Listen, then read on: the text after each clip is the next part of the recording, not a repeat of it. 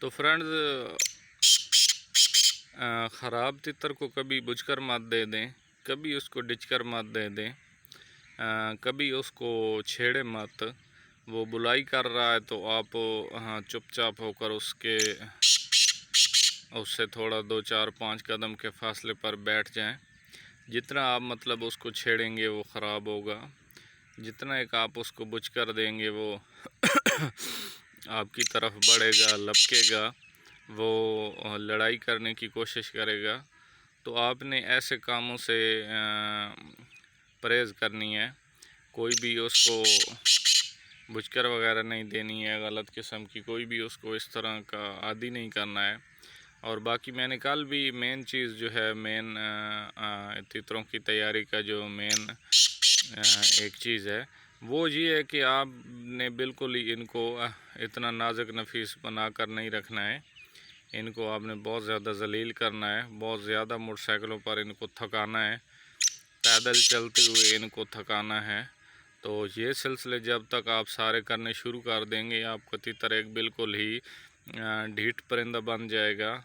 और ना तो उसको किसी चीज़ का डर होगा, ना उसको किसी चीज़ का दबाव होगा। बाज़ार में आप ले जाएंगे तो उधर वो फिट होगा, अगर आप किसी रोड पर ले जाएंगे तो उधर का उसको डर नहीं होगा। आप जंगलों, खेतों, देहातों में ले जाएंगे तो उसका उधर का डर नहीं होगा।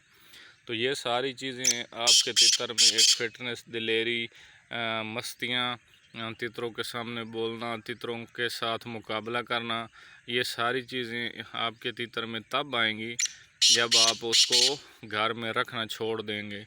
मतलब आप उसको बहुत ज़्यादा घुमाएंगे। अच्छा जी, बहुत ज़्यादा घुमाने से कुछ लोग मुझे भी ये कहते हैं कि यार आप इसको धूप में फिराते हो, आप इसको धूप में फिराते हो तो बहुत ज़्यादा इसको धूप लग जाती है, गर्मी लग जाती है।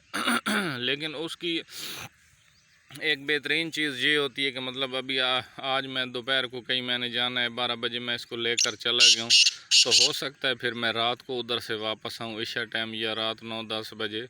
तो फिर वापसी के टाइम पर ठंड होती है, तो वो एक सारा सिस्टम जो होता है वो ऐसे मेंटेन चलता रहता है, बराबर चलता रहता है। अगर एक साइड से जाते हुए इसको धूप लग सकती है तो दूसरी साइड से आते हुए इसको ठंड भी लग सकती है। तो बेहतर चीज़ है घुमाना इसको। जितना का आप अपने तितर को ज़्यादा घुमाएंगे उतना ही आपका तितर एक अच्छा और फ़ायदेमंद आपके लिए साबित होगा।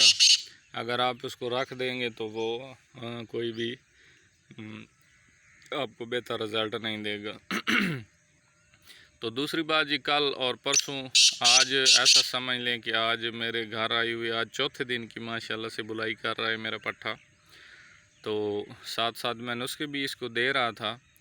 तो कल की वीडियो में भी मैंने ये बात शेयर की थी कि मैं इंशाल्लाह वो नुस्खा 4 से 5 दिनों के बाद अपलोड करूँगा कि तितर डबल आवाज़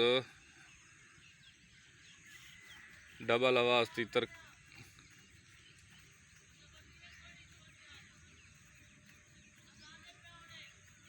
हाला। तो आपका तीतर जो है वो डबल आवाज़ें क्यों मारता है। इंशाल्लाह से 2 से 4 दिनों में ये चीज़ें मैं वो नुस्खा जो है मैं अपलोड कर दूंगा। तो आप जुड़े रहें मेरे चैनल के साथ, वीडियो को देखते रहें। आज बिल्कुल इंशाल्लाह से मेरा तीतर जो है वो फिट आवाज़ें लगा रहा है, कोई भी डबल आवाज़ ये नहीं मार रहा। कल परसों और उससे अगले दिन की जो भी वीडियो थी, माशाल्लाह से आप लोगों ने बहुत ज़्यादा वीडियो को देखा है, वॉच किया है। तो उसमें मेरा तीतर जो है वो डबल आवाज़ें तकरीबन हर दूसरी आवाज़, दूसरी तीसरी ये आवाज़ डबल कर रहा है।